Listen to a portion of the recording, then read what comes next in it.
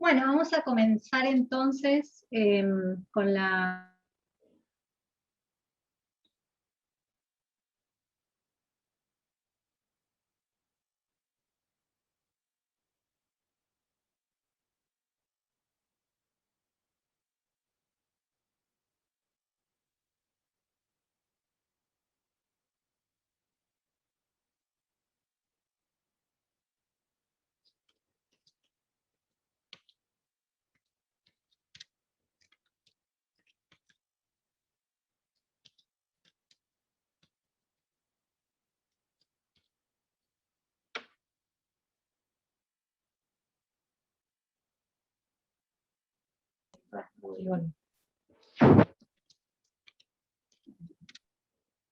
No sé hasta dónde escucharon.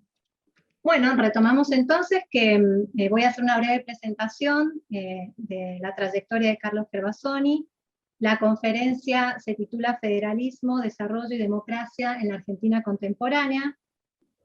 Bueno, Carlos Gervasoni es magíster en Ciencia Política por la Universidad de Stanford y doctor en Ciencia Política por la Universidad de Notre Dame. Es profesor investigador del Departamento de Ciencia Política y Estudios Internacionales de la Universidad Torcuato Di Tella y gerente regional para América Latina del proyecto Varieties of Democracy. Es autor del libro Hybrid Regimes Within Democracies, Fiscal Federalism and Subnational Frontier States, publicado en 2018 por Cambridge University Press, en el que describe y explica el desparejo nivel de democracia de las provincias argentinas y las compara con las unidades subnacionales de otras federaciones. También ha editado con Alberto Porto el libro Consecuencias económicas y políticas del federalismo fiscal argentino en 2013, y con Enrique Peruzzotti, Década ganada, evaluando el legado del kirchnerismo en 2015. Sus artículos sobre federalismo, regímenes políticos subnacionales, democracias y sistemas de partidos han aparecido en diversas revistas académicas y extranjeras, tales como América Latina Hoy, Comparative Political Studies, Democratizations, Journal of Democracy en español, Journal of Politics in Latin America, Arctic Politics, Política y Gobierno y World Politics. Es miembro del Consejo Académico del Centro para la Apertura y el Desarrollo de América Latina y de la Comisión Directiva del Club Político Argentino. Bueno, le damos las gracias nuevamente a Carlos y le damos la palabra para que comience con su conferencia. Cuando Carlos termine vamos a abrir a la posibilidad de que realicen preguntas. Así que bueno, comenzamos entonces. Bueno, muchísimas gracias, Patricia, te agradezco mucho la presentación. Quiero agradecer a la Facultad de Derecho, al INSIUSA, al Programa Interuniversitario de Historia Política y a la Universidad Nacional de Cuyo por la invitación. La verdad que es un gusto estar presencialmente aquí, con una audiencia tan destacada acá presencialmente y por Zoom también. Así que me pidieron que hable más o menos unos 50 minutos, yo voy a tratar de mantenerme por ahí, después quedará algún ratito para poder hacer intercambios, preguntas. Yo lo que quiero presentar hoy es una serie de reflexiones basadas en mis propias investigaciones, pero también en muchas investigaciones de colegas, especialmente politólogos y economistas. Acá estamos en un encuentro mayormente de historiadores, pero me parece excelente que podamos hacer algún tipo de integración de las diferentes perspectivas. Y la verdad que a esta altura, recién conversamos de esto con Beatriz, economistas y politólogos que estudian a la Argentina nos damos cuenta que el federalismo es una clave de bóveda que de alguna forma estuvo oculto durante mucho tiempo. Me parece que para los historiadores esto no es así, pero los politólogos descubrimos esto y nos lanzamos al federalismo con mucho fervor, y la verdad que la producción académica es muy grande, la de los economistas también. Entonces yo voy a compartir algunas ideas, primero para destacar características de nuestro federalismo, descriptivamente, que son claves muy importantes, que son atípicas y que no siempre están muy claramente identificadas aún por los estudiosos de la cuestión. Y segundo, hacer algún tipo de diagnóstico del federalismo, un diagnóstico ciertamente pesimista, un diagnóstico en clave de los problemas que el federalismo argentino en su configuración particular estaría trayéndole a la performance económica, a la performance democrática de este país, y por eso el título abarcativo, ¿no?, de la charla, que tiene que ver con federalismo, desarrollo y democracia, asumiendo que estas tres cosas son deseables, pero que sus relaciones no siempre son tan claramente positivas como uno podría imaginar a priori. Yo voy a hablar del federalismo en general, pero en particular del federalismo argentino, en el sentido que a veces los analistas institucionales hablamos de las grandes diseños institucionales como si eso ya dijera todo. Entonces decimos, este país es federal, este país es presidencialista, este país tiene un estado de bienestar, este país tiene reglas electorales mayoritarias. Y dentro de cada una de esas instituciones que mencioné hay enorme variabilidad. Es decir, el presidencialismo estadounidense y el argentino son terriblemente diferentes, el federalismo argentino y el mexicano son muy, muy diferentes. El estado de bienestar británico y el sueco son terriblemente diferentes. Entonces, a veces las consecuencias que estas cosas tienen dependen de los detalles del diseño institucional más que de las grandes decisiones a nivel macro, ¿no? Entonces, entre los politólogos que estudian esto a nivel mundial, hay en primer lugar una corriente que quiero señalar rápidamente, de politólogos que se pusieron a estudiar las consecuencias macroeconómicas del federalismo y llegaron a conclusiones pesimistas. Estoy pensando en Eric Wiebels, un colega de la Universidad de Duke, Jonathan Roden en Stanford, viendo cómo el federalismo complica el manejo macroeconómico de los países y cómo a igualdad de condiciones los países federales tienen mayores déficits fiscales, mayores niveles de inflación, mayor deuda pública, mayor propensión a las crisis económicas, y en particular federalismos con algunas características que la Argentina tiene. Por ejemplo, el desequilibrio fiscal vertical elevado, del que voy a hablar en un ratito. Esto va con una línea más temprana de economistas que veían el federalismo en clave positiva para la economía. El federalismo iba a ayudar por la vía de la competencia y la gente votando con los pies y los negocios, las empresas ubicándose en los lugares más atractivos para la inversión, iba a generar un capitalismo dinámico y con un gran crecimiento. Y bueno, la empiria viene demostrando que las cosas no siempre son así. Otra línea de investigación paralela de politólogos como Pablo Veramendi, Alberto Díaz Caseros, Melissa Rogers, Martín Ardanaz, Carlos Scartazzini, varios que estoy nombrando, argentinos o argentinólogos, digamos, enfatizan los efectos regresivos del federalismo, el federalismo como desigualdad, y en particular el federalismo como una institución que complica la progresividad de la distribución del ingreso, y complica políticas públicas como sistemas tributarios progresivos. Y hay varios papers recientes de estos autores que acabo de mencionar, apuntando para ese lado, ¿no? Y entre los politólogos que estudiamos la Argentina hay un énfasis en la debilidad institucional de este país, ¿no? Una cosa que ya es común entre la gente, a la vez un país que evidentemente tiene problemas institucionales gravísimos. Digamos, el hecho de que nosotros tengamos la dificultad de que los presidentes terminen, las democracias que colapsan durante el siglo XX con una frecuencia que casi ningún otro país del mundo tiene, conflictos políticos muy, muy frecuentes y manifestaciones económicas, ¿no? Cambios de políticas públicas muy violentas en cosas como privatización versus estatización del sistema de seguridad social, de IPF y de muchas otras cosas. Prácticamente el único país de ingresos medios para arriba del mundo que tiene inflación, digamos. Hoy no es que tenemos que decir que tenemos más inflación que los países desarrollados, tenemos muchísima más inflación que Chile y Uruguay, sí, pero tenemos mucha más inflación que Bolivia, que El Salvador, que países africanos que tienen problemas enormes comparados con la Argentina, pero la Argentina es el único país del mundo que no está en guerra civil o alguna situación similar, que no logra hace 70 años resolver un problema que todos los demás países del mundo básicamente han resuelto, ¿no?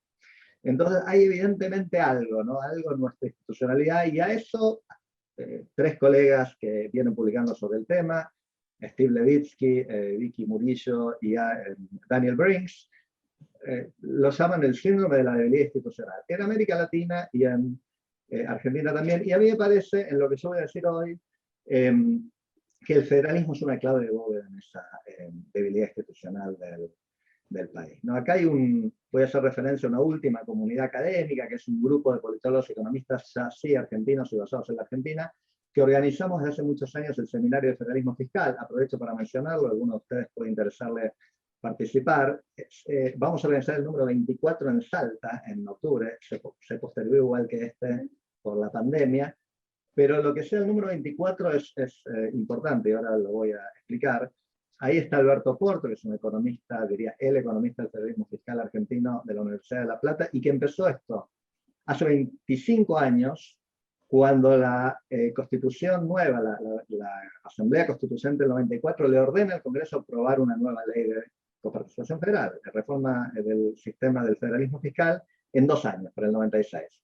A Alberto le pareció una buena idea hacer un seminario de académicos vinculados a esto para darle algún tipo de insumo de las ciencias sociales a los legisladores, que antes del 96 iban a aprobar esa ley. Bueno, estamos en el año 2021, la ley nunca fue aprobada, nunca fue tratada ni propuesta, y nosotros vamos por el seminario número 24. ¿No? Tenemos el 24, hace un cuarto de siglo que el Congreso está en violación de la Constitución Nacional, que le ordena crear una ley con ciertas características, que se las voy a mencionar, y crear un organismo fiscal federal para que supervise la aplicación de la ley.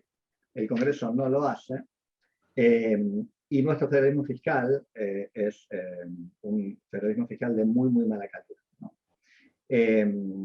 Aparte de no cumplir con lo que la Constitución le ordena que haga, ¿no? Bueno, en ese grupo está Juan Lache de la Universidad Austral, muchos economistas de la Universidad de La Plata como Alberto Porto, Antonio María Hernández de la Universidad de Córdoba, por el lado más jurídico, Marcelo Capello de la Fundación Mediterránea en Córdoba, Oscar Cetrángolo de la UBA, Ernesto Rest también de Córdoba, y nosotros de la Universidad de Itela organizando estos seminarios, donde también buena parte de los papers que anualmente se presentan y las charlas y debates que se hacen presentan una visión bastante negativa del federalismo argentino.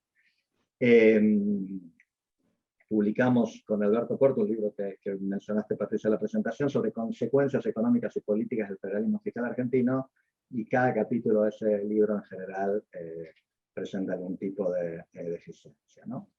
Entonces, para ir y meterme bien en la temática de esta cuestión, quiero señalar estas características descriptivas, importantes, atípicas y con consecuencias mayormente negativas de nuestro federalismo.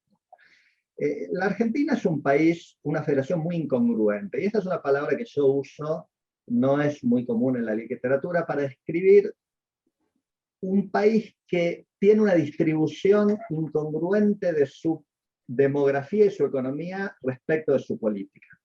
Imagínense ustedes un país como Bélgica, que tenga un par de regiones, una capital, y las dos regiones son equivalentes en población, en desarrollo, en economía y en el poder político que tienen en el Parlamento. Ahí hay congruencia, ¿no? La incongruencia sería lo contrario. Y la Argentina es, creo, el federalismo más incongruente del mundo, en el sentido de que ustedes tienen 5 provincias o distritos, incluyendo la Cava, que tienen a la mayor parte de la población, el 66% de la población, el 75% de la economía y de cosas similares, ¿no? Porcentajes mayores aún de las exportaciones del país en esos 5 distritos, ¿no? De la recaudación impositiva.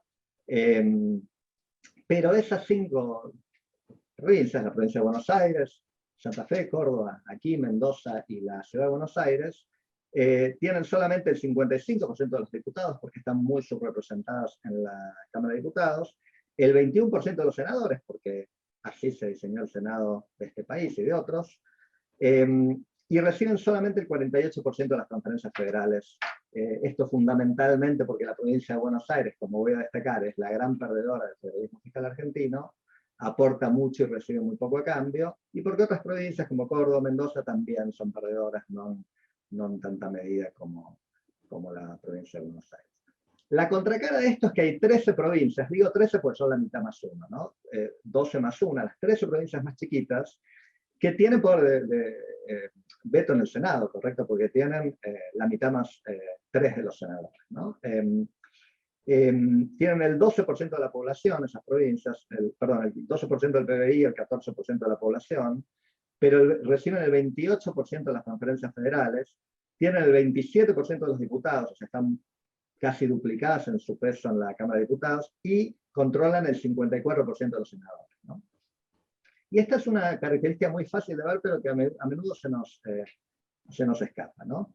Y por cierto, tienen más del 90% de las regalías de recursos naturales, de los que voy a hablar en un segundito también, por la lotería geológica. El petróleo y otros minerales muy valiosos tienden a estar en estas provincias, ¿no?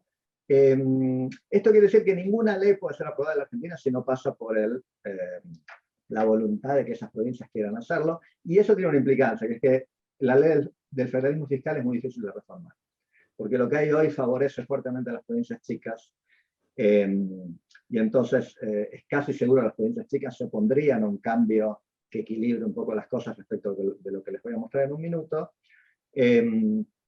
Y esto es parte de la explicación de por qué el Congreso en 25 años no ha encarado hacer lo que la Constitución le ordena que haga en 2 años, ¿no? Bueno, el siguiente punto que quiero destacar descriptivamente de nuestro federalismo es que, contra ciertos estereotipos, la Argentina es un país muy federal, ¿no? ¿Qué quiero decir con esto? Es un país donde efectivamente las unidades subnacionales tienen mucho poder, mucha autonomía, en muchos sentidos. No voy a leer algunas cosas que nuestras provincias tienen y que no es tan obvio que lo tienen, ¿no? Son muy autónomas, dictan sus propias constituciones, sus propias reglas electorales, cosa que no pasa en otros federalismos, y sus propios regímenes municipales. Tienen representación en el Senado, muy fuerte, por supuesto, como corresponde en un federalismo. Ejecutan algo así como el 40% del gasto público del país, más o menos lo mismo que la nación. Lo que pasa es que la nación gasta en jubilaciones y deudas fundamentalmente, pero jubilaciones, deudas y otros gastos menores como universidades, ahora subsidios a las tarifas. Ahí se va el dinero de la nación, ¿no? Mientras las provincias ejecutan las políticas públicas que afectan directamente a la gente, ¿no? O sea, educación primaria y secundaria, salud, justicia, policía, todo eso está en manos de las provincias fundamentalmente.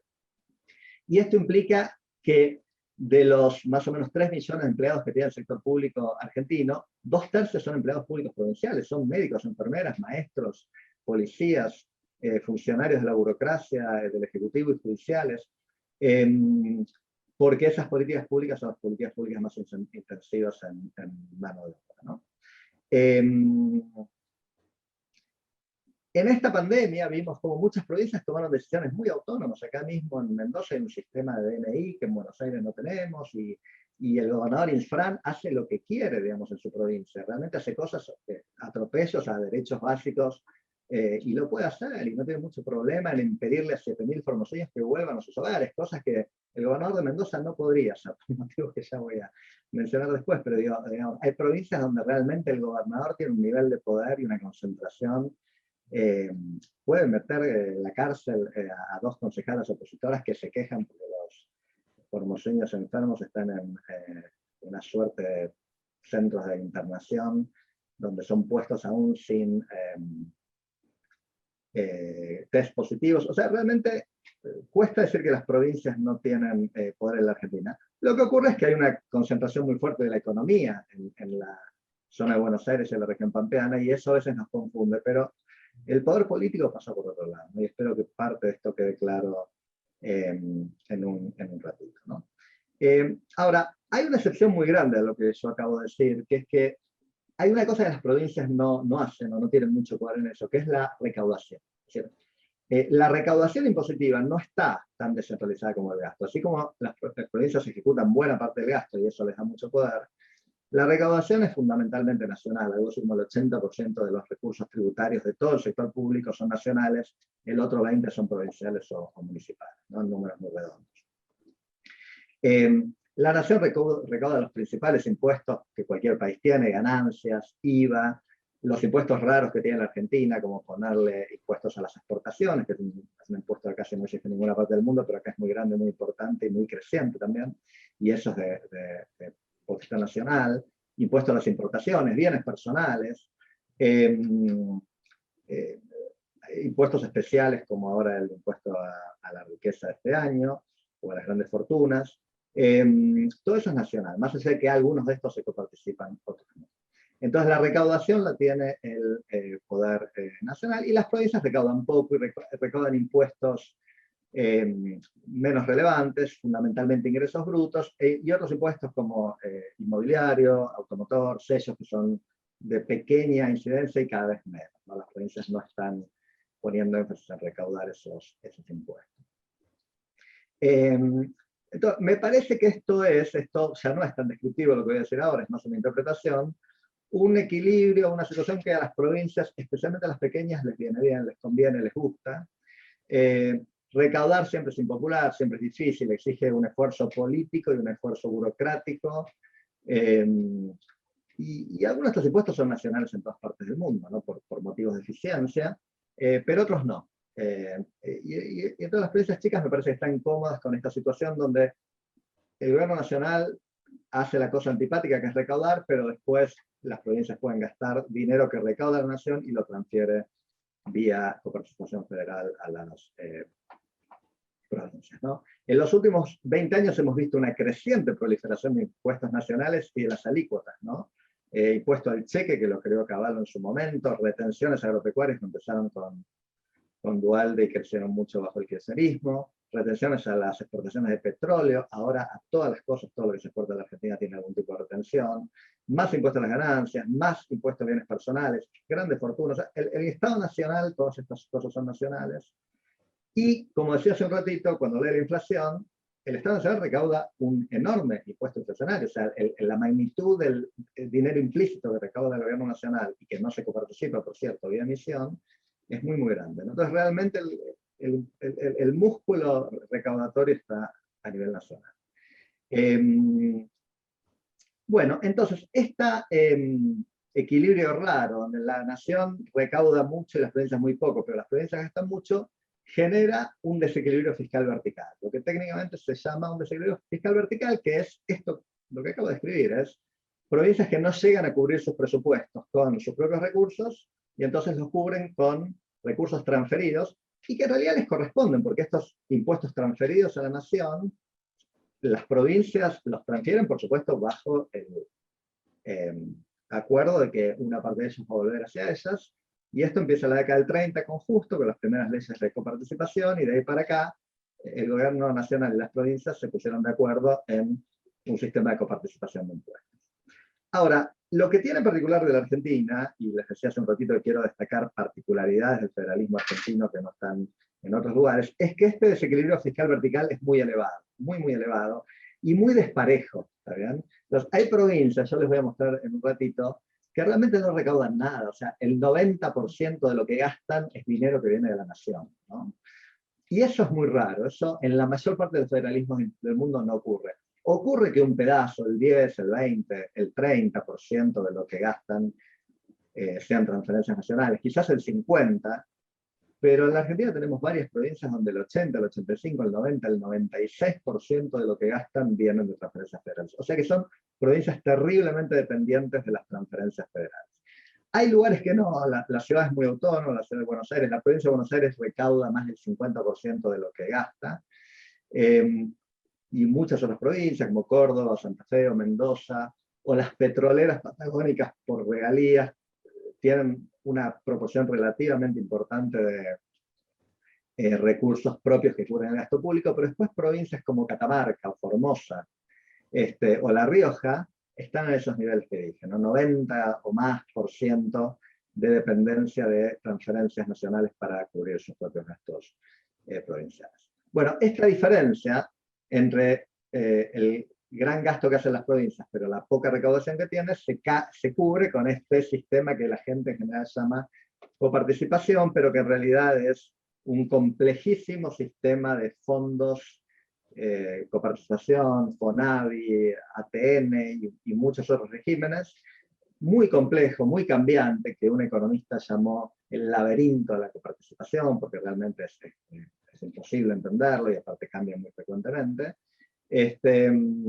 Y por supuesto dentro de eso, algunas transferencias discrecionales. Quiero decir que contra cierta idea que hay, la mayor parte de las transferencias no son discrecionales, o sea, son por ley, y cada provincia le cobra lo que le corresponde, y por supuesto ese pedazo discrecional que el presidente puede manejar es políticamente muy importante, pero no es la mayoría, ¿no? Bueno, Entonces, esta configuración de nuestro federalismo fiscal, ya voy a hablar más del político, pero el fiscal genera una serie de ineficiencias, inequidades y arbitrariedades que quiero destacar, y esto viene más bien de investigaciones de colegas economistas, ¿no? Bueno, una distribución de los recursos entre provincias, o sea, lo que llamamos coparticipación secundaria, que no sigue criterios objetivos, ¿no? Y esto es rarísimo. O sea, en todas las federaciones del mundo hay algún tipo de criterios objetivos de cuánto recibe cada provincia. Recibe en función de la población, de su nivel de desarrollo, de su recaudación propia. Es más, la Argentina tenía leyes de ese estilo hasta la década del 70, o sea, donde había criterios objetivos y se iban actualizando de vez en cuando, y a cada provincia le tocaba algo de acuerdo a una ley, y eso es lo que pide la Constitución del 94. Criterios objetivos de Alfonsín y los gobernadores peronistas en la década del 80 se juntaron a acordar una nueva ley luego de que venció la anterior, no lograron hacer un acuerdo, se cristalizaron los coeficientes de reparto que había en ese momento y quedaron igual hasta el día de hoy.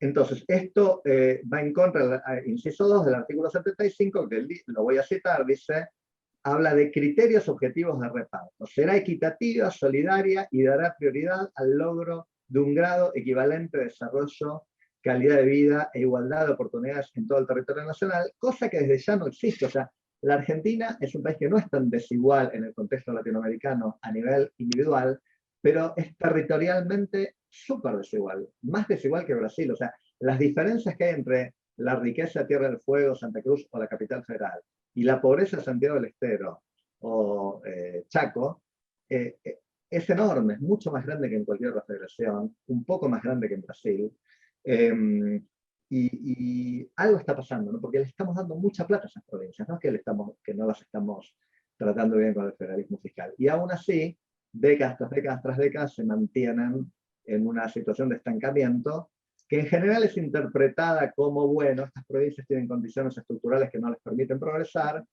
y yo espero que de esta presentación surjan algunas ideas de que en realidad hay cosas que estamos haciendo que hace que las élites políticas locales estén cómodas en un equilibrio donde viven de transferencias federales y no de actividades productivas, como ocurre en otras provincias. Bueno, voy a intentar compartir con ustedes pantalla, y digo intentar porque estamos en un contexto tecnológico desafiante acá. Bueno, voy a tratar de compartir la pantalla 1, y en este momento, Lucía me va a confirmar si están viendo un gráfico. Tabla 5.1, esto viene del libro que yo publiqué, que mencionó hace un ratito Patricia, donde básicamente estudio la democracia y el autoritarismo de las provincias argentinas, pero donde la variable explicativa central es el federalismo fiscal. Y ustedes lo que ven acá en la última columna es el porcentaje de del gasto público de cada provincia que es cubierto con recaudación propia. Y ahí ven lo que les mostraba, ¿no? A lo mejor la capital lo hace al 82%, cubre sus gastos. Buenos Aires al 46%, estos datos son un poquito viejos, ya hoy es más que el 50% de la provincia de Buenos Aires. Mendoza 28%, Santa Fe, Córdoba por ahí, en torno al 30%, pero si van al fondo de esta tabla, lo que yo llamo las provincias rentísticas, ¿no? Les voy a mostrar ahí a la derecha, tenemos como el nivel de rentismo en las diferentes provincias, las muy rentísticas, las que viven de alguien que las subsidia y no de producción económica en el sector privado, tienen, por ejemplo, La Rioja y Formosa, 5%, 8%, Catamarca 7,9%, Chaco 9,9%, Jujuy 9,4%, de cobertura propia de sus gastos, ¿no? Y ya que estamos acá, voy a ir anticipando lo que les quiero decir después. Las transferencias federales per cápita, esta columna que estoy señalando acá con el cursor, espero que la vean, que sería la tercera empezando desde la derecha, transferencias federales per cápita. Fíjense la enorme diferencia que hay, y esto no ocurre en ningún federalismo del mundo que yo conozca tampoco. O sea, ustedes tienen provincias como Santa Cruz o Tierra del Fuego, las más chiquititas, o La Rioja, que reciben 3.000, 4.000 pesos per cápita del año en que esto está medido, pero tomen las cifras en términos relativos, y la provincia de Buenos Aires, que recibe 600, ¿bien? O sea, las provincias que más reciben 5, 6, 7 veces más que las que menos reciben. Por ejemplo, Mendoza, voy a tomar donde estoy hoy, 888 pesos per cápita, es la segunda que menos recibe después de Buenos Aires, contra 4.000 de Santa Cruz, que es más rica que Mendoza. El PBI per cápita de Santa Cruz es más alto que el de casi cualquier provincia argentina, ¿no? O sea que acá tenemos una enorme disparidad que ni siquiera respeta cuestiones redistributivas, ¿no? No es que le estamos dando a Santa Cruz, pues Santa Cruz no. Santa Cruz tiene petróleo, tiene pesca, tiene turismo, tiene un sector público enorme, tiene un montón de recursos que hacen que sea una provincia rica en el contexto argentino, pero recibe mucho más dinero. Algo de esto viene explicado porque estos son datos de la época del kirchnerismo y hay transferencias discrecionales, pero la mayor parte son no discrecionales. Si esto lo hiciéramos en el medio del gobierno de Cambiemos, daría muy, muy parecido. Quizás bajaría un poco Santa Cruz. Entonces, pero lo que quiero señalar acá es la enorme disparidad, ¿no? O sea, realmente no existen federaciones donde las diferencias sean tan grandes, y aparte las diferencias que hay son para darle un poquito más a la más pobre y un poquito menos a la más rica, e igualar un poco. Acá ni siquiera estamos haciendo eso, ¿no? Quizás voy a aprovechar para mostrarles acá mismo, y juntar varios gráficos y tablas que quiero mostrar. Este gráfico quizás aclara un poco las cosas. Acá lo que estoy mostrando es la misma variable antes, las transferencias federales en el eje Y, que van desde acá a Buenos Aires, 500 pesos per cápita más o menos, a Santa Cruz, Tierra del Fuego, 4.000 per cápita. Y en el eje X puse NBI de ya hace unos cuantos años, que es un indicador un poquito, no es exacto lo que yo quiero medir, porque por ejemplo Tierra del Fuego parece con bastante NBI por cuestiones de la calidad de la vivienda ya, pero en el per cápita, en el ingreso per cápita es el más alto del país.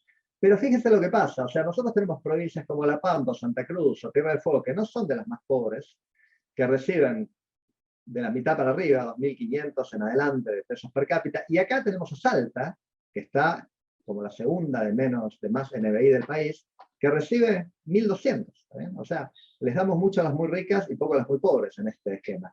Básicamente, para ser más justos, si correlaciono NBI con transferencias per cápita, me da 0. Este numerito acá a la derecha, básicamente no hay correlación. No estamos haciendo lo que suponemos que estamos haciendo, que es algún tipo de redistribución progresiva del ingreso entre las provincias. Y no lo estamos haciendo porque el criterio real de redistribución es este que está acá abajo. Voy a ver si puedo aumentar un poco el tamaño del gráfico para que se vea bien. Quizás lo aumente demasiado.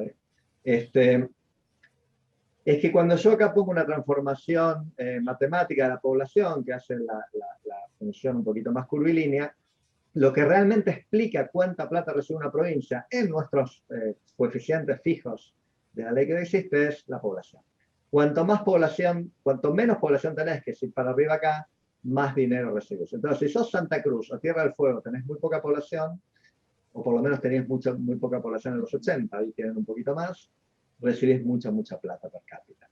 Si sos Formosa, lo mismo. Si sos Buenos Aires, Mendoza, Córdoba, tenés más población, recibís menos. Y esto explica un 74% de cómo estamos repartiendo la plata entre las provincias argentinas. Entonces, esto es muy raro y es muy poco conocido, y me importa que quede claro. Ahora, una consecuencia de esto es que se va a generar una dicotomía de la que yo voy a hablar en un ratito, que es, tenemos provincias que tienen un sector privado robusto, que producen, tienen un sector agroindustrial importante, sector industrial importante, servicios, producen, exportan y pagan impuestos y contribuyen a la coparticipación, y provincias que viven del sector público y que viven de las contribuciones a la coparticipación, ¿no? Esas son las provincias que yo llamo rentísticas, esa palabrita aparece en el título del libro, y esto genera una economía política donde esas provincias en realidad tienen características de estados rentísticos como los estados rentísticos petroleros. O sea, yo vengo a estas ideas desde la literatura de ciencia política sobre estados rentísticos petroleros, donde se ve que los países que en vez de cobrar impuestos al sector privado viven de rentas, recursos naturales, terminan siendo economías muy dependientes, donde todo el mundo depende del Estado, como ocurre en Formosa o en La Rioja, en la Argentina. Todo el mundo depende del Estado, no hace falta más que ir y hablar un poquito con la gente ahí y ver las estadísticas, ¿no? 64% del empleo formal formoseño son empleados públicos, ¿no? Una locura, no existe eso en ningún país del mundo, ni en ninguna provincia del mundo, y casi no hay sector privado. Fuera de alguna agricultura, alguna actividad de servicios básicos, casi no hay, y no hay interés de los gobernadores en promover actividad económica independiente. Esos gobernadores son reelectos con mayorías imposibles de conseguir en Buenos Aires, en Córdoba o en Mendoza, o en Alemania o en Estados Unidos. Entonces uno se pregunta por qué el PJ de Formosa puede ser reelegido durante 9 periodos consecutivos con el 70 y pico % de los votos en la provincia más pobre de la Argentina, ¿no? Es decir, ¿qué es lo que está ocurriendo ahí? ¿Están los formoseños contentos, mucho más que los alemanes, que a Merkel la reeligieron solamente 2 veces y ya se va, y con el 30 o 40% de los votos? O sea, los politólogos entendemos, no yo, tengo una tradición muy larga, que cuando empieza a haber este nivel de predominio electoral, lo que hay por debajo realmente no es una democracia, es el famoso... la famosa cancha inclinada, donde el oficialismo tiene tantos recursos, tanta gente que depende de esos, medios que dependen de la pauta gubernamental, negocios y empresas que viven de venderle cosas al Estado, que nadie se opone. Y cuando no hay oposición, es muy difícil que la oposición que realmente existe gane elecciones, ¿no? Entonces, en estas provincias fiscales o rentísticas lo que tenemos es sectores privados muy débiles, sectores públicos enormes, hipertrofeados diría, y son muy poco democráticos. Mi libro se trata fundamentalmente de eso, y entonces está lleno de indicadores de que Santiago del Estero, Formosa, La Rioja, Catamarca, San Luis, Santa Cruz, esas 5 o 6 en particular, son muy poco democráticas. No voy a compartir con ustedes un mapa mostrando esto. Voy a ir al... de nuevo a compartir, a ver, y voy a irme a algunos gráficos del libro, donde esto se mide en muchas y complejas formas, y no todas las formas de medir dan exactamente lo mismo, pero les quiero mostrar deberían estar viendo ustedes ahí más o menos este gráfico. Vamos a estirar un poquito. Les muestro a ustedes una de las formas de medir la democracia subnacional en la Argentina, donde lo más oscuro es lo menos democrático, y lo que ustedes ven es, este en particular le hace quedar bien a Mendoza, no lo elegí a propósito, pero Mendoza siempre sale muy bien ubicado los indicadores de democracia. En este, como ven, es el color más clarito, en esta forma de medir en particular. Pero lo que más me interesa es que vean lo contrario, ¿no? Que es Santa Cruz, San Luis, La Rioja, Santiago del Estero y Formosa aparecen como las provincias menos democráticas de la Argentina, seguidas por otras como Misiones, o Salta, Jujuy, Tucumán, Corrientes, La Pampa, y eso correlaciona muy fuerte, aún después de controlar estadísticamente con estas rentas de federalismo fiscal y o rentas de regalías, ¿no? Por ejemplo, Santa Cruz recibe muchas rentas de federalismo fiscal y encima cobra un montón de regalías por gas y petróleo, con lo cual es claramente un estado rentístico. Recuerdo que cuando Alicia Kirchner asumió como gobernadora, dijo: el Estado no da para más, no podemos seguir basando el desarrollo en el empleo público. Lo decía la gobernadora, o sea que es una provincia que basa su desarrollo en tener empleados públicos, ¿no? No en tener empresas privadas que produzcan algo, exporten algo, porque la cantidad de recursos que tiene el Estado es realmente muy elevado en relación a las de otras provincias. Bueno, entonces, lo que quiero decir con todo esto es que en una forma estilizada de ver las cosas, y como todo desde ya es un modelo y la realidad es bastante más compleja de lo que yo voy a decir ahora, acá tenemos una Argentina dual y que no converge, ¿no? Yo no lo hice, no cité hasta ahora muchos estudios de Porto y coautores, Juan Lach y Mauricio Gross, mostrando que las provincias no convergen. O sea, por ejemplo, le estamos dando mucha plata a Formosa y a La Rioja, y sin embargo no convergen, esa plata no se está usando para construir rutas, sectores productivos avanzados, infraestructura, educar muy bien a los riojanos y formoseños de forma tal de que las empresas convenga instalarse ahí. se usan para contratar empleo público. Eso es lo que Marcelo Capello y otros economistas muestran, ¿no? Es decir, todo el gasto se va al empleo público, fundamentalmente, a crear una estructura de dependencia del Estado. Y entonces acá viene algo que yo anticipé, que es que a veces uno cree que esas provincias no se desarrollan y por eso hay que mandarles plata. Y lo que mucha gente está diciendo, lo cito a Marcelo Capello y coautores como un economista que ha estudiado mucho esto, es que las cosas son al revés. Como les estamos mandando mucha plata, no tienen ningún incentivo para generar desarrollo económico. Es decir, La Rioja y Catamarca son iguales que Mendoza, geográficamente. Son un desierto, tienen minería, pero en este lugar hay una economía privada muy dinámica, en Mendoza. Formosa tiene mucha más tierra productiva que Mendoza, y sin embargo no pasa nada económicamente, ¿no? Entonces, podrían haber construido una economía, una dinámica economía agropecuaria que eventualmente se hace una industrial de servicios de turismo como hace Salta. No lo hacen, no hay incentivos para generar desarrollo económico en la medida en que el gobernador logre pagar un montón de sueldos por coparticipación federal que le llega, reelegirse cada 4 años sin ningún problema, y no tener que estar lidiando con cobrarle impuestos al sector privado, etcétera, que siempre es una tarea ingrata, y empleados y gerentes y dueños de empresas privadas que no dependen del Estado y que por lo tanto podrían financiar a partidos opositores o quejarse o hacer algún tipo de movimientos políticamente inconvenientes para el oficialismo, ¿no? Bueno, entonces, en este esquema hay una Argentina dual, decía yo, donde por un lado tenemos provincias que voy a llamar productivas, que tienen la configuración de las democracias capitalistas contemporáneas, ¿no? Son provincias donde hay un sector privado robusto, que paga impuestos, el sector público con esos impuestos genera una burocracia y una serie de servicios públicos que se complementa bien con el sector privado, educación, salud, piso, etc. Hay democracia razonable, hay alternancia de partidos en el poder, aún donde no hay alternancia, como por ejemplo en la provincia de Buenos Aires, donde mucho tiempo ganó el peronismo sin alternancia, ganaba por poco o tenía minoría en la legislatura, como en general ocurre al oficialismo en la provincia de Buenos Aires, ocurre en Mendoza a menudo, o en Córdoba, o en Santa Fe. Y por el otro, provincias rentísticas o fiscales, nos han llamado otros autores, que viven de transferencias, que tienen sectores privados súper débiles, que tienen sectores públicos enormes, pero que no los financian, por supuesto, de cobrar impuestos al sector privado, porque no hay sector privado o es débil, sino que los financian por transferencias de otras provincias, que pagan impuestos, los taxpayers de esas provincias, eso va a la FIP, y del Tesoro Nacional a estas provincias, ¿no?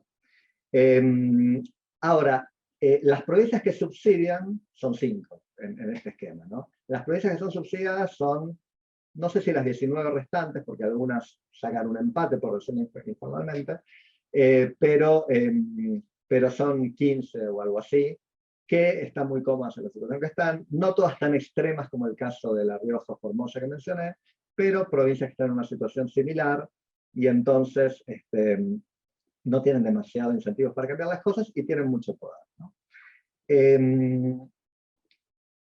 Bueno, entonces, pasando más al lado político de esta explicación, quiero señalar que Argentina es el país que tiene el Senado más sobrerepresentado del mundo. Voy a mostrar un par de transparencias más. No porque nuestro Senado tenga algo en particular diferente de los demás, sino porque, a ver si puedo, hay un famoso estudio de dos politólogos, Snyder y Samuels, que estudian el malapportionment, ¿no? En qué medida las provincias chicas están sobrerepresentadas en la legislatura, en el Congreso. Bueno, y en los países que tienen Senado, esta estadística va de 0 a 1. 0 quiere decir que el Senado es perfectamente proporcional a la población. 1 querría decir que todos los senadores son de una sola provincia, ¿no? Bueno, fíjense que la Argentina tiene el Senado más desproporcional del mundo, y el motivo de eso es que tenemos una pésima distribución de la población. O sea, la población está tan mal distribuida en el territorio que hay muchas provincias chiquititas que tienen 3 senadores, lo que yo dije antes, ¿no? 13 provincias con el 13%, 14% de la población, tienen el 54% del Senado, y eso se manifiesta en el mal apportionment más alto del mundo para el Senado argentino, de los países que tienen Senado, por supuesto. En la Cámara Baja, por un decreto ley de la dictadura militar, también tenemos sobrerepresentación de las provincias chicas. Eso es inconstitucional. Es obvio que es inconstitucional, porque el artículo 45 de la Constitución manda que los diputados se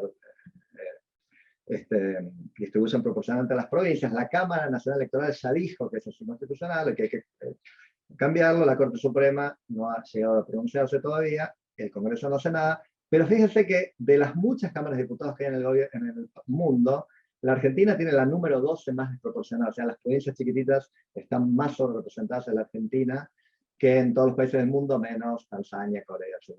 Algunos otros países latinoamericanos andan por ahí. Es muy latinoamericano el fenómeno de la desproporcionalidad legislativa. ¿Qué quiere decir? Que las provincias chicas controlan el Congreso mucho más de lo que a menudo se sabe, ¿no? Y entonces, si yo promedio la desproporcionalidad senatorial con la de diputados, es la Argentina por lejos el país más, donde las provincias pequeñas tienen más poder legislativo de todo el mundo, ¿no? Entonces, algo que quería señalar, yo voy a hablar solamente unos 10 minutos más para ir tratando de respetar el tiempo, es que estas provincias chicas tienen un poder nacional, quiero dejar de compartir, tienen un poder nacional realmente mucho más grande del que a veces nos imaginamos, y eso se nota en varias cosas, ¿no? Uno es dónde están los cargos importantes del poder, ¿no? Fíjense que hoy en día, hecho poco conocido, la tercera persona en la línea de sucesión en la Argentina, después de Alberto Fernández y Cristina Fernández, es Claudia Abdala, ¿no? Que es la esposa del gobernador Zamora de Santiago del Estero, que es la presidenta del Senado, porque Cristina Kirchner decidió que estuviera ahí. Antes de ella, en los últimos años de Cristina como presidenta, era su esposo. Cuando su esposo no pudo ser reelegido porque la Corte Suprema no lo dejó, él se fue como senador, Cristina lo puso como tercero en la línea presidencial, y la esposa quedó como gobernadora. Ahora alternaron, ¿no? Él volvió de gobernador y ella volvió al Senado como presidenta alterna del Senado y por lo tanto tercera en la línea de sucesión. Antes de eso había sido Beatriz Rosquet de Alperovich, la esposa de Alperovich. Antes de eso, en algún momento fue Eduardo Menem, durante 10 años, que era el hermano de Menem, ¿no? Fíjense que son todas provincias, ¿no? Más bien de las que estoy mencionando como dependientes y rentísticas, ¿no? Hay mucho poder de esas provincias.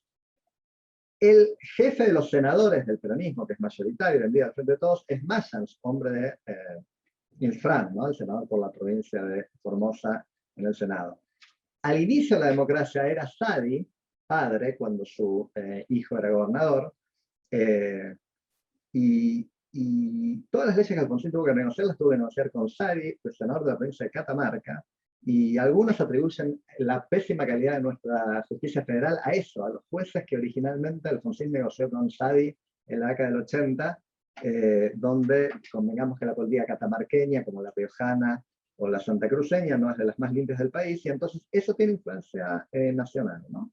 Y finalmente las presidencias, ¿no? Pues, puede uno pensarlo como casi una casualidad estadística, pero digo, la presidencia argentina fue dominada por gente de La Rioja o de Santa Cruz, desde el 83 para acá, hasta hubo un puntano durante una semana, pero la verdad es que la estadística que por acá hice es que desde el 83 para acá, digamos, 23 de los 37 años de democracia han sido dominados no por los gobernadores de Córdoba, de Santa Fe, de Mendoza, sino por los de La Rioja o Santa Cruz, ¿no? Y esto me parece a mí que no es casualidad. Tenemos ahí un mensaje que dice que es hora de reiniciar el dispositivo para mantener la compatibilidad. Vamos a ver si lo puedo hacer esperar una hora. Perdón.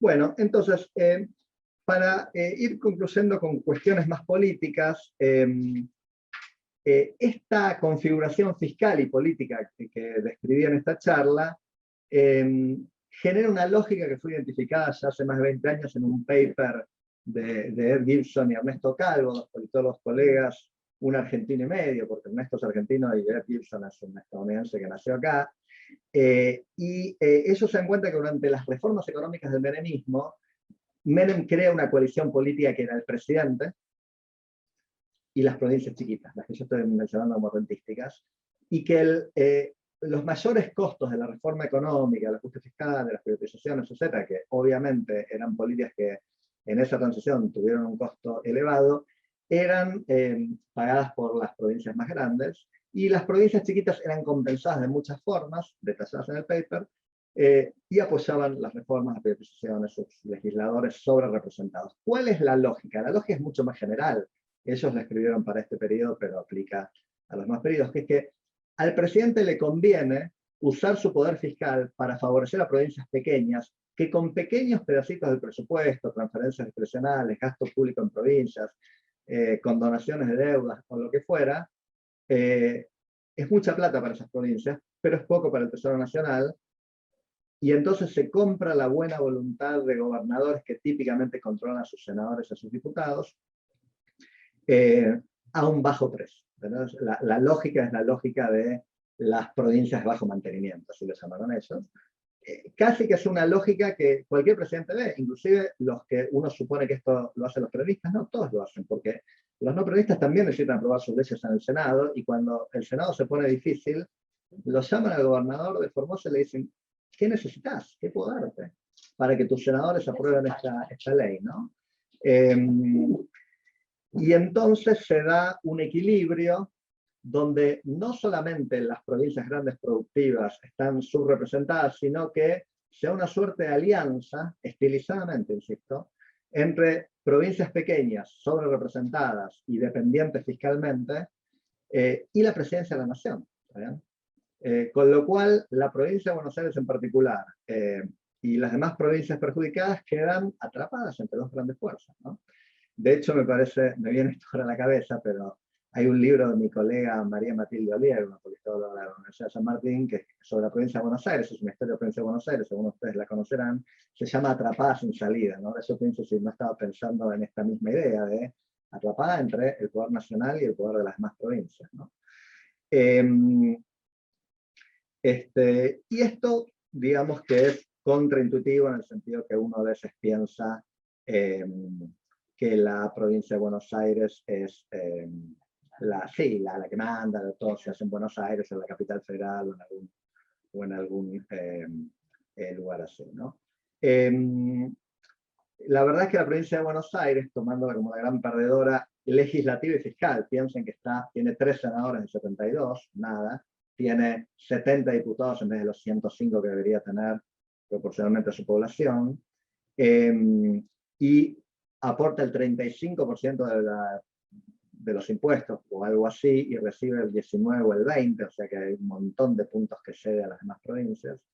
Es paradójica, ¿no? Tiene una agricultura súper sofisticada, un sector agroindustrial re dinámico, tiene las principales industrias del país, tiene puertos importantísimos, tiene gran sector turístico, industria del conocimiento, y tiene la mayor parte de los pobres del país, ¿no? Al mismo tiempo. O sea, el GBA es un desastre, es un país africano, ¿no? Entonces, ¿por qué? Porque el gobierno de la provincia de Buenos Aires no tiene dinero, entonces está siempre quebrado. Esto lo escucha uno de cualquier gobernador, yo lo escuché de Felipe Solá, de Scioli, de María Eugenia Vidal, nunca tienen plata para nada, y les cuesta que les vaya bien, ¿no? Porque, y hacen gran esfuerzo recaudatorio. Siempre hay la ARBA, la Agencia Recaudatoria de Buenos Aires, es una agencia burocrática fuerte, importante, porque necesitan recaudar, no tienen muchas alternativas, ¿no?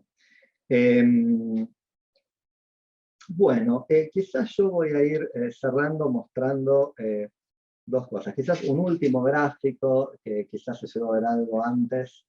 Voy a terminar un poco desordenadamente porque tenía mucho para decir, pero me va quedando poco tiempo.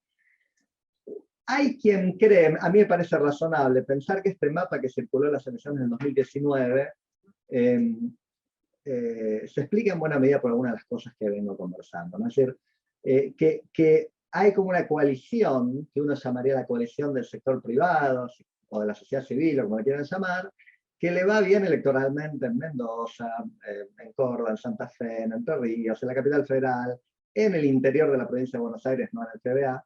Eso no se ve en este mapa, sí se ve en este mapa, digamos, esta Argentina de Boca, ¿no? Entonces, y el azul, que es el voto peronista frente a todos ahora, que cuanto más dependiente, cuanto más rentístico es la provincia y el municipio, más fuerte es el voto ahí, ¿no? Como una de las coaliciones que compite hoy en día en la Argentina, que representa a la Argentina rentística, dependiente, menos democrática y favorable a ese estado de cosas, y una coalición que representa al sector productivo, dinámico, etc. Obviamente esto es una simplificación, pero algo de eso parece haber, ¿no? Es muy notable.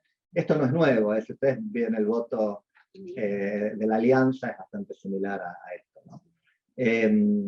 Esa coalición puede ir tomando diferentes formas y diferentes colores, pero básicamente se expresa en la coalición peronista y la coalición no peronista. Bueno, voy a terminar quizás con con dos referencias. Una más contemporánea a la pandemia, y una a la historia, más hacia el pasado, simplemente en función del lugar donde estamos y de la audiencia. La contemporánea les hace ver que lo que está pasando en la Argentina con el tema coronavirus, en buena medida se interpreta en clave federal y en clave del federalismo, del tipo de cosas que les vengo diciendo, ¿no? O sea, realmente, vuelvo a lo que dije rápidamente al principio, el nivel de restricciones de derechos que aplicó Formosa en los últimos meses es realmente notable. O sea, es verdad que todos los estados del mundo, nacionales y subnacionales, hicieron algún tipo de restricciones a los derechos, pero negarle durante meses el regreso a sus hogares a 7.000 más o menos, de una provincia que tiene 500.000 personas, digamos, al 1 y pico % de su población, internar a gente obligatoriamente sin tener un test positivo en centros de detención, tendría que llamarlo yo, provinciales. Cuando gente opositora protesta eso, encarcelar a 2 concejales, digamos, bueno, todo eso pasó en Formosa y estuvo, gracias a Dios, en los medios, porque esto pasa en Formosa desde hace muchos años, lo que pasa es que no sale en ningún medio. Este tipo de abuso, me refiero, ¿no? La policía de Formosa ha asesinado en represión a indígenas. El cacique Félix Díaz trató de hablar con Cristina cuando era presidente y no la recibió. Bueno, es la lógica de bajo mantenimiento. Cristina y Infran tienen, obviamente, no solamente una afiliación partidaria, no solamente los dos vienen de provincias rentísticas y autoritarias, sino que están en esa alianza que yo mencioné antes, ¿no? Algunos de los violaciones de derechos más importantes que ha habido ocurrieron en Santiago del Estero. Hemos visto el caso aquel famoso de la niña Abigail, que volvía a un tratamiento oncológico en Tucumán, no la dejaban entrar a que volviera a su hogar. Martín Garay en San Luis, que era este señor que tenía cáncer y que sus hijas querían volar a verlo, no me acuerdo de qué provincia, y el gobierno de San Luis le negó 10 veces la autorización. Bueno, están muertos los dos, la niña lamentablemente, Martín Garay lamentablemente también,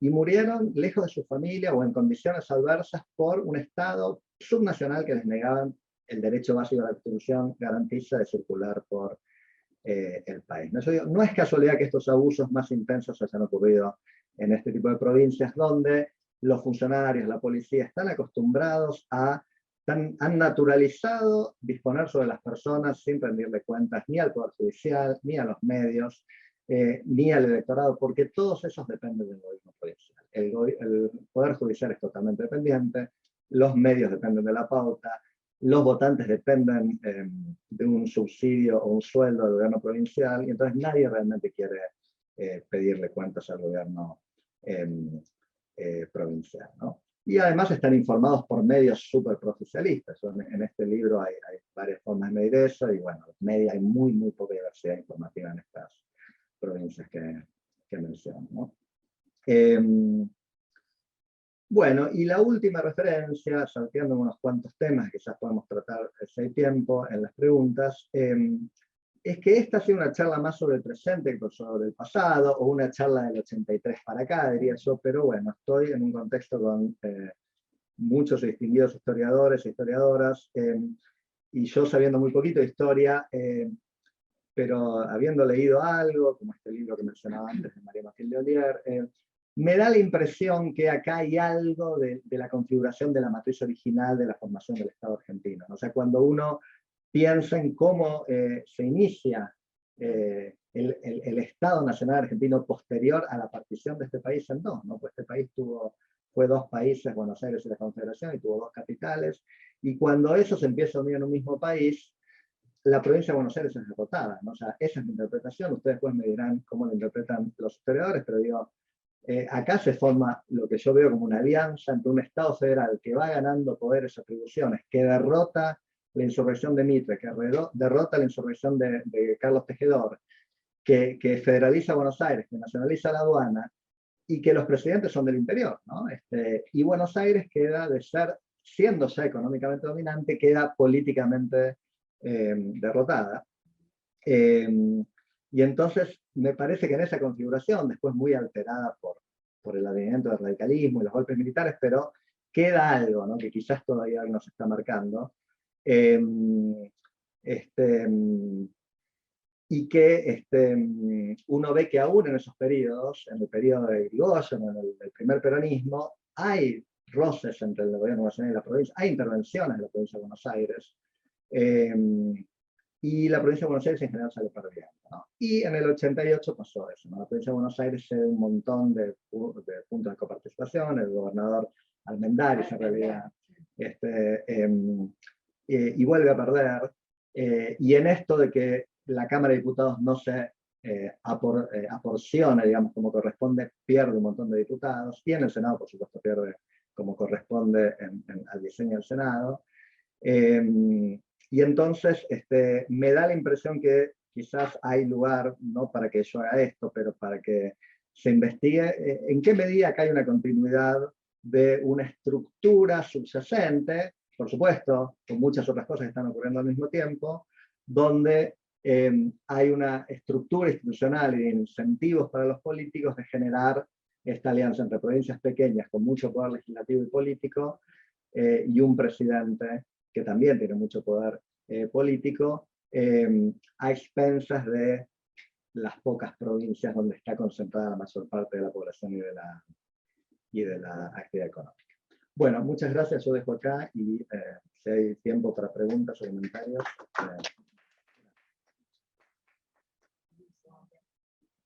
Bueno, muchas gracias, Carlos. Vamos a abrir a las preguntas.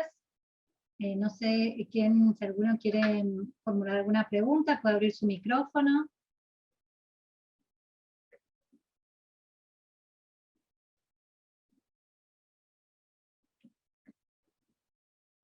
¿Tenemos a alguien que quiera comenzar?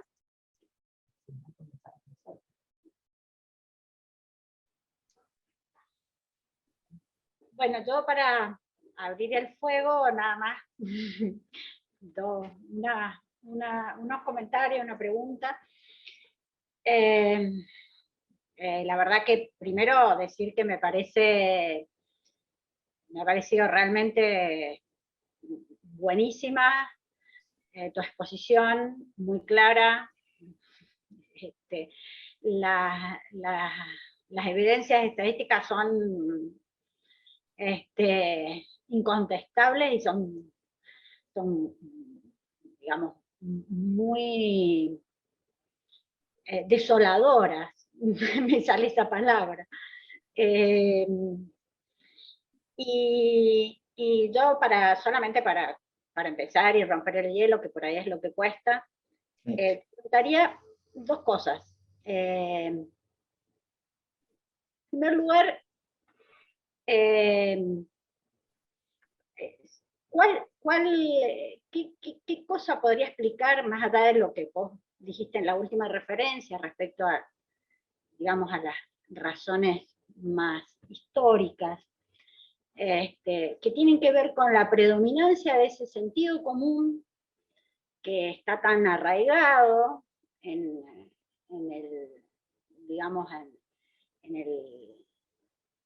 un sentido común respecto de la debilidad de las provincias que en realidad vos has llamado provincias subsidiadas o provincias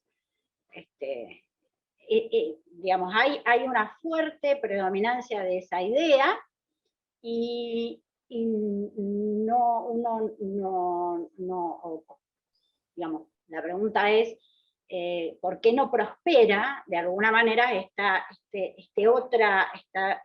otras explicaciones y esta serie de argumentos?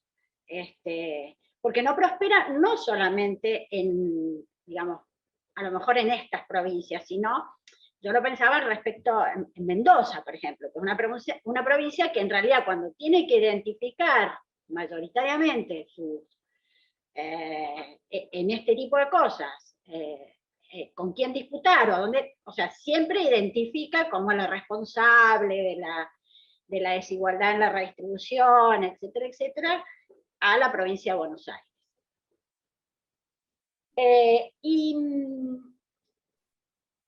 La otra pregunta, que no sé si la voy a poder formular bien, es cómo este sentido común se compadece con otra idea que está muy fuerte, que me la evocó, cuando vos planteas la cuestión de los resultados electorales, y que, digamos, y que en el debate público aparece mucho esto de que los resultados electorales dependen de la potencia que tiene la provincia de Buenos Aires para ganar elecciones, y cómo en general los que quieren ganar elecciones apuestan fundamentalmente, y que el poder de los que ganan elecciones apuestan fundamentalmente en la provincia de Buenos Aires. O sea, digo, y finalmente, digamos, bueno, uno inevitablemente te preguntaría, o sea, yo te preguntaría, no es, me parece, una cuestión que sea de fácil resolución, pero ¿qué estrategias, a ver, más que estrategias institucionales, que uno se las puede imaginar, y supongo que vos podés expandir eso, pero estrategias que tienen que ver con cómo se cambia primero este sentido común? Porque tiene que haber primero, me parece, una opinión, o un cambio de opinión, o por lo menos alguna discusión en torno a esto, porque de lo único que se habla es de, bueno, hay que cambiar la ley de coparticipación federal, pero mucho uno no sabe, y cuando se alude a eso, el presupuesto es, digamos, el supuesto que está detrás de esto es el sentido común que vos decís que predomina, que hay provincias pobres y que la redistribución tiene que cambiar en ese sentido. Bueno, está ahí nomás, no sé si... Bueno, gracias. Muchas gracias, María. ¿Contesto o tomamos? Tomamos un par más. Marcela, ¿vos querías hacer una pregunta? Sí, gracias, porque me parece que va en el mismo sentido a lo que está planteando Marité. Excelente y desoladora exposición, Carlos. Y, a ver, porque efectivamente, en algunas de las conferencias de ayer, tanto de la de José Antonio Aguilar Rivera, como en algunas de las conversaciones que tuvimos en el panel, a diferencia, como dijo Alejandro Agüero, de un orden jurídico que sigue reproduciendo la enseñanza del derecho en las universidades argentinas, sacralizando el federalismo, lo que vos estás mostrando, Carlos, es que tanto desde la ciencia política como desde la economía, y lo que en gran parte viene haciendo la historiografía, es una gran operación de desacralización, ¿no?, del federalismo y del sistema federal en general, para no hablar de las distorsiones tremendas que has mostrado, y que uno intuye, pero que verla en gráficos y en números impacta, y que van en el sentido de la conferencia que hoy dio por el honoris causa Natalio Botana. Entonces, esta gran operación de desacralización, como bien dice Marité y bien planteaste vos, va en contra de un relato que no es un relato reciente. Es decir, y no es un relato reciente, y ahí sí, como historiadores, los historiadores sabemos que ancla secularmente en el siglo XIX. Y ahí hay un punto, y ahí apunta mi pregunta. Digo, la idea que vuelve también al gran debate del siglo XIX, ¿no? En torno a cómo constituir un orden, la matriz ilustrada, constituir un orden desde arriba, originario, o reformar y adaptar lo que hay, tanto en términos del orden social como de las instituciones que poseemos. Entonces la primera pregunta es, ¿cuál es la alternativa? Digo, ¿es posible reformar el sistema federal argentino que está establecido constitucionalmente y legalmente? ¿O tenemos que pensar en una refundación, tanto constitucional como institucional, para superar al menos las distorsiones más flagrantes? Y en este punto es ¿qué hacer con la geografía? Algo tan obvio, pero digo, la geografía argentina tiene de rehén al federalismo, ¿no? Y digamos, ayer conversábamos en una de las mesas que yo tuve que hacer el comentario y había unos ponentes chilenos que trabajaban el momento federal de los años 20 del siglo XIX. Entonces, para mostrar que Chile fue siempre centralista y que hubo ese momento federal efímero, fracasado, pero lo que yo les marcaba es que aún en el marco de ese fracaso, lo que logró ese momento federal de solo 2 años es haber reformado el mapa político y administrativo y convertir a las 3 provincias que existían en ese momento en 8. Esto en el mismo momento cuando se intenta destrozar la provincia de Buenos Aires, y lo hacen los unitarios, ¿no? Los centralistas, obviamente termina en el fracaso por las grandes resistencias que hay. Por lo tanto, el legado de los constituyentes de 1853, en ese pacto de San Nicolás, donde van a estar representados de manera igualitaria esas supuestas 14 provincias, que sabemos que después Buenos Aires se separa, acepta ese mapa y ese mapa va a ser intocado. Ese mapa es intocado, como sabemos hoy. Y después vendrán los territorios nacionales, ¿no? Donde en lugar de mejorar esas distorsiones, las empeoraron, como vos bien marcantes. Entonces, bueno, conclusión, mi pregunta como historiadora ¿es posible cambiar el relato? Quiero decir, la alternativa es un sistema centralista con toda la mala prensa que a lo largo de 2 siglos ha ganado el concepto de centralización. ¿O estamos pensando que es posible dentro del propio sistema federal, en lugar de pensar en algo refundacional, en algún tipo de reformas? ¿Y qué hacemos con la geografía? Eso. Bueno, muchas gracias. ¿Querés ir respondiendo? Sí. Sí, muchas gracias, María y Marcela. Las dos son preguntas largas, complejas y muy ricas, y la verdad que creo que con eso tengo más que suficiente para responder.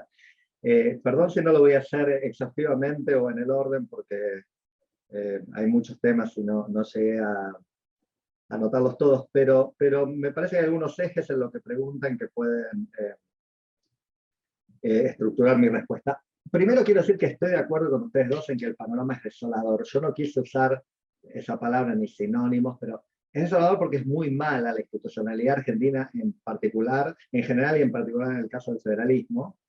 Y es desolador porque la verdad yo creo que no es muy reformable, empezando a responder algo de lo que me preguntan.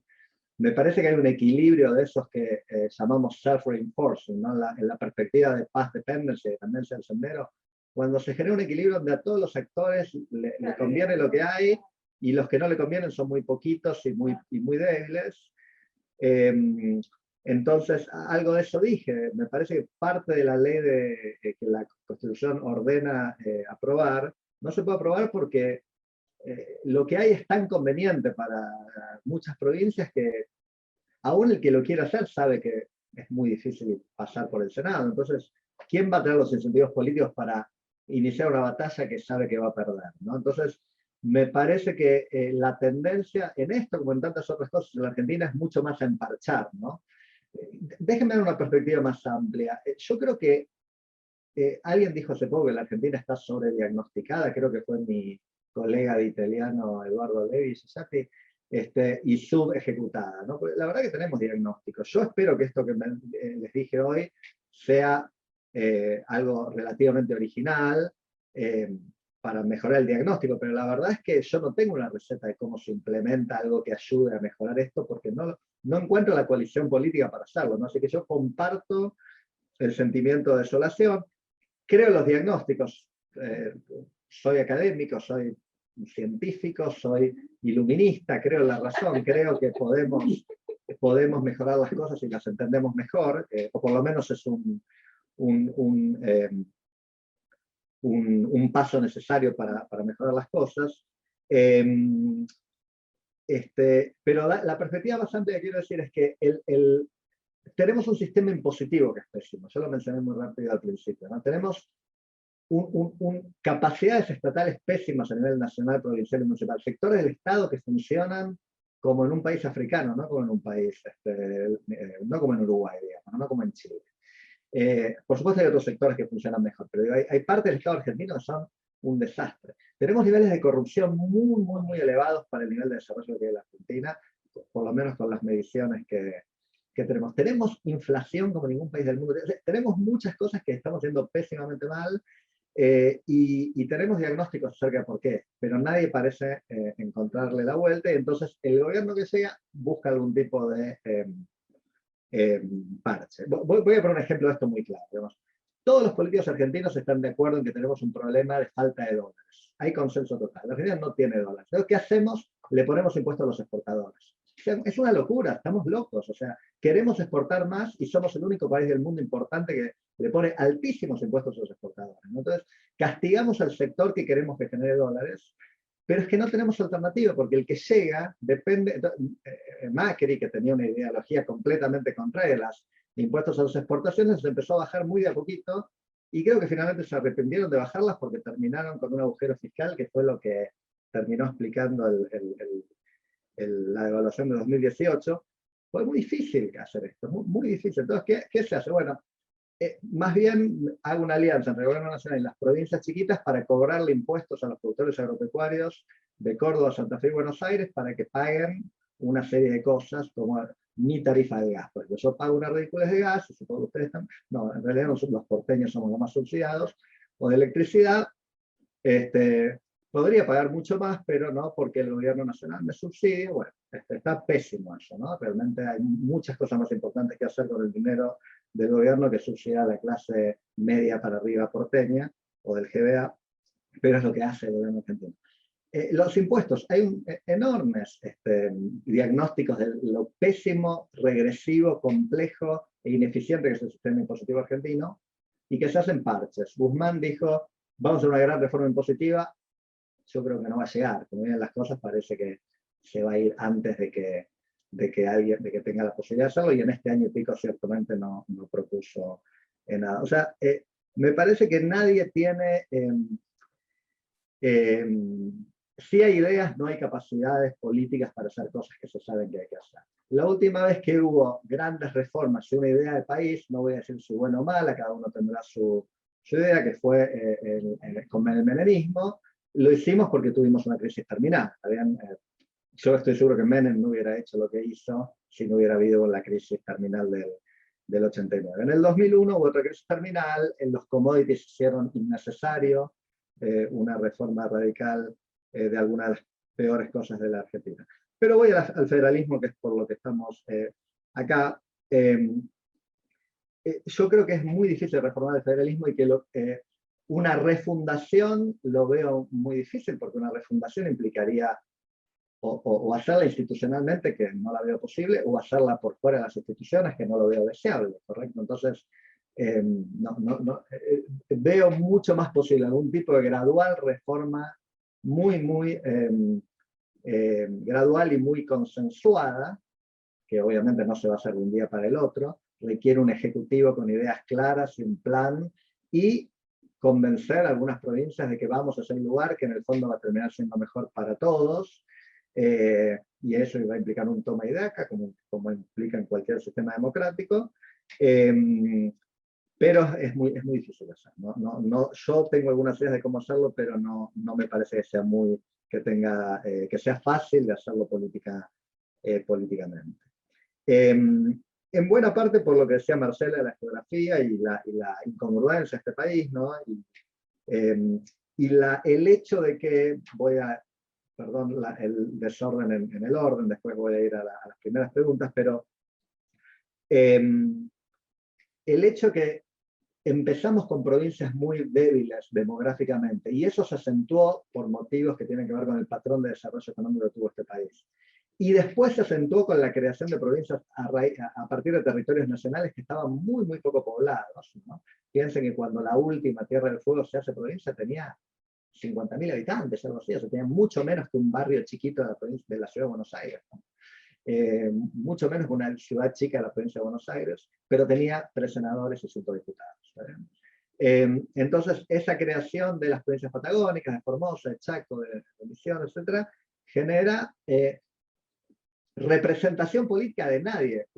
Estoy exagerando, ¿no? Pero se representa, hay senadores y diputados, pero que representan a casi nadie, gente que no vive ahí, ¿no? Entonces, se da una especie de situación donde se invierte el flujo de la accountability, ¿no? O sea, es como que el poder crea constituents, en vez del constituents crear poder y exigirle cuentas, ¿no? Entonces, lo que uno escucha o ve cuando va a alguna de estas provincias es: estas provincias son el Estado, son provincias creadas por el Estado, por eso provincias fiscales, dice Horacio Cado, ¿no? O sea, existen porque está el Estado, si no, no existirían, o tendrían que hacerse de a poco, como se hizo en Mendoza en su momento, pero tienen muy poca población, ¿no? Tienen muy poca economía, entonces son como un poco artificiales. Y si yo digo esto, y lo he dicho, y hay un formoseño o un catamarqueño, puede parecer ofensivo, pero desde ya que no lo digo en términos ofensivos, quiero decirlo, la verdad que son de una magnitud muy, muy escasa para tener un gobernador, una legislatura, 3 senadores y 5 diputados, ¿no?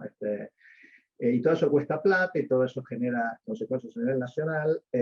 Así que da la impresión que la Argentina estaría mucho mejor con algún tipo de geografía política electoral diferente, donde, por ejemplo, Catamarca, La Rioja y San Juan fueran una provincia, o donde 2 o 3 de la Patagónica fueran una provincia, y algunas ideas hubo al respecto, donde la provincia de Buenos Aires sea 2 o 3, pero bueno, cuesta mucho creer que eso se puede cambiar, ¿no? Y una alternativa centralista, a mí me parece, ahí hay una cosa interesante, creo que Marcela vos mencionaste, el federalismo es inabolible en Argentina, ya la Constitución, me parece que no hay forma de que se genere un consenso para reformar la Constitución, no hay muchas ideas al respecto, no hay mucha gente, ni siquiera en el mundo intelectual, que esté proponiendo un Estado unitario, pero sí me gustaría diferenciar descentralización de federalismo. No son la misma cosa, van empíricamente de la mano, pero uno podría tener un federalismo más centralizado en muchas cosas, ¿no? Y hay federalismos que son más centralizados que el argentino. Por ejemplo, que Infran o Kirchner, para tomar 2 casos, hayan reformado la constitución de sus provincias para reelegirse internamente. Hay 5 provincias que hicieron eso nada más: La Rioja, San Luis, Formosa, Catamarca y Santa Cruz. Bueno, los gobernadores mexicanos no pueden hacer eso, tienen prohibida la reelección por ley federal, y entonces es un federalismo más centralizado.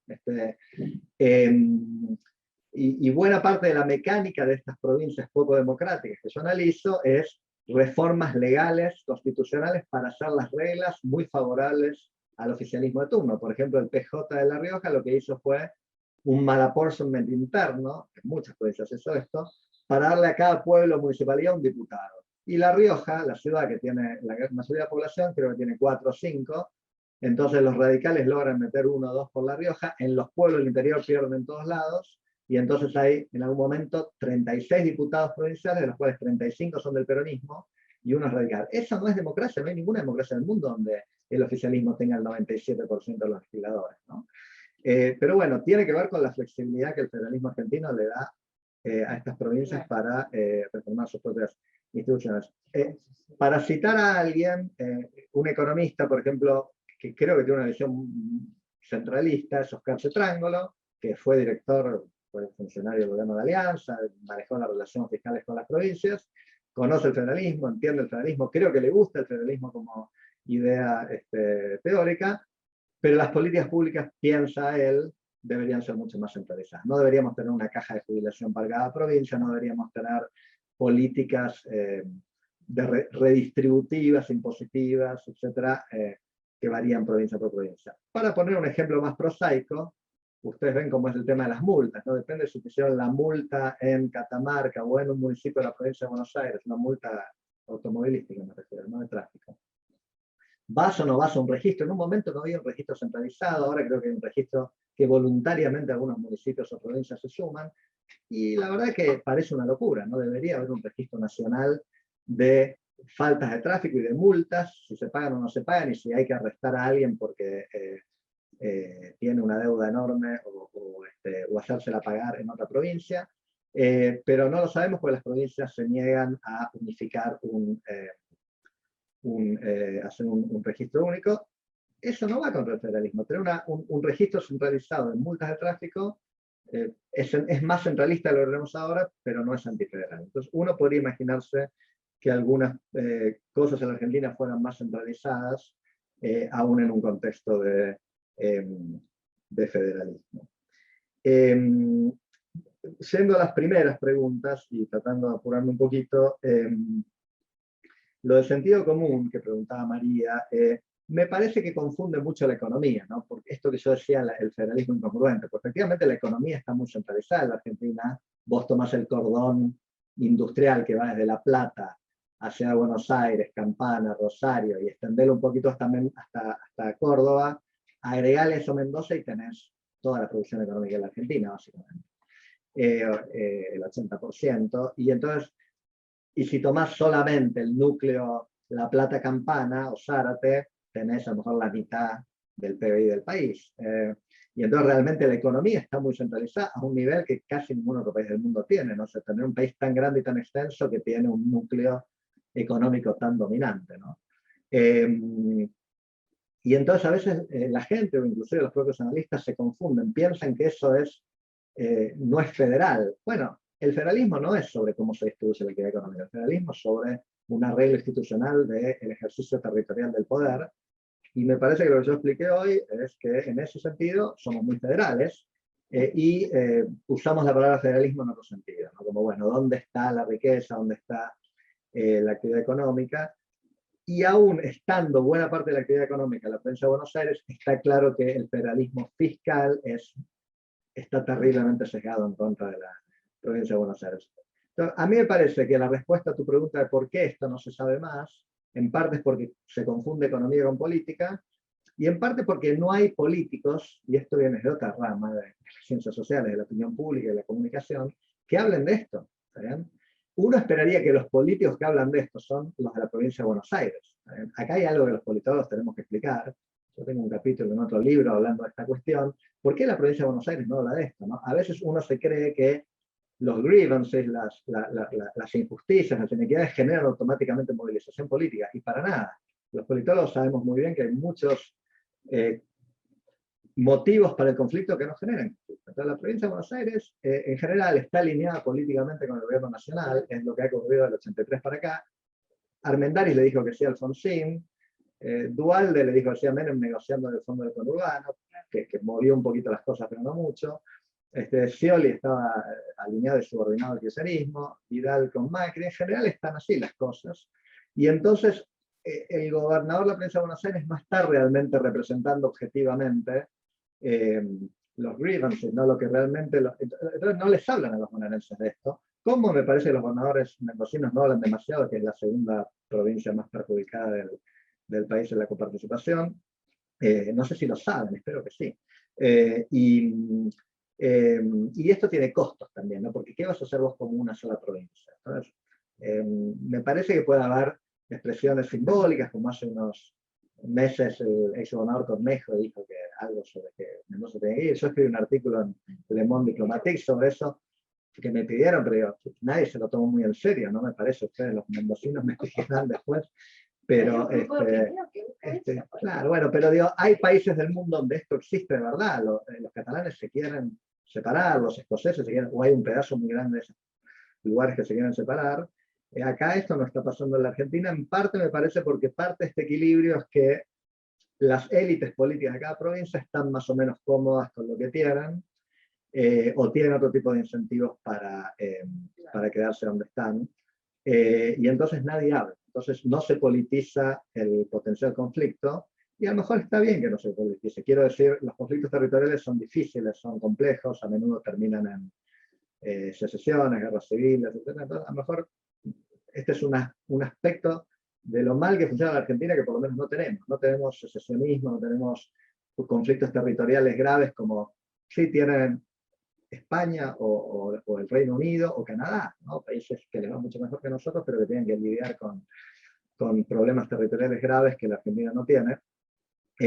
Pero es un equilibrio inequitativo e injusto para que los pagan, que diría yo, resumiendo, son los pobres de la provincia de Buenos Aires. Lo que pasa es que no lo saben, no entienden muy bien por qué viven en un país africano, en el tercer cordón de Gran Buenos Aires, no entienden muy bien por qué en una provincia tan rica el gobierno no puede hacer nada para sacarlos de esa condición fuera de algún subsidio de subsistencia. Entonces, entre la Comisión de Economía y Política y élites políticas que no hablan mucho de esto, o porque no saben o porque no les conviene, me parece normal que esto no esté en la agenda, no esté muy discutido, ¿no? Seguramente no contesté muchas de las cosas que me preguntaron, pero yo voy a terminar diciendo en parte, me parece que cuando uno investiga como académico, ustedes, nosotros publicamos o hacemos actividades de difusión, sacamos un artículo en el diario, queremos en parte que nuestra investigación influya en la agenda. Yo, por ejemplo, lo que dije sobre que los santiagueños o catamarqueños o formoseños dominan el Senado argentino, lo escribí en Clarín hace unos meses y espero que tenga un impacto y que el gobernador Suárez lo lea. Che, ¿sabes que no lo había pensado esto? Pero tienen razón. ¿Por qué no podemos ser nosotros los presidentes y tienen que ser los santacruceños o los riojanos? O sea, que genere alguna conciencia y pueda generar algún cambio, pero bueno, no sería refundacional, sería un cambio de esos lentos que ocurren cuando una idea empieza a difundirse y con el tiempo genera algunos cambios. Y tenemos muchos ejemplos de eso, ¿no? La conciencia ambiental, la conciencia por los derechos igualitarios para las mujeres, esas son cosas que en general no ocurrieron refundacionalmente. Hubo pequeños cambios en el nivel de conciencia que tuvimos sobre esas cuestiones y hoy en día se ponen en la agenda de una forma que hubiera sido inimaginable hace 30 o 40 años. A lo mejor dentro de 10, 20 o 30 años estas cuestiones están más instaladas en la agenda, ¿no? Bueno, muchas gracias. Muchas gracias, Carlos. Gracias a todos los que nos han acompañado. Y bueno, cerramos ahora entonces la actividad.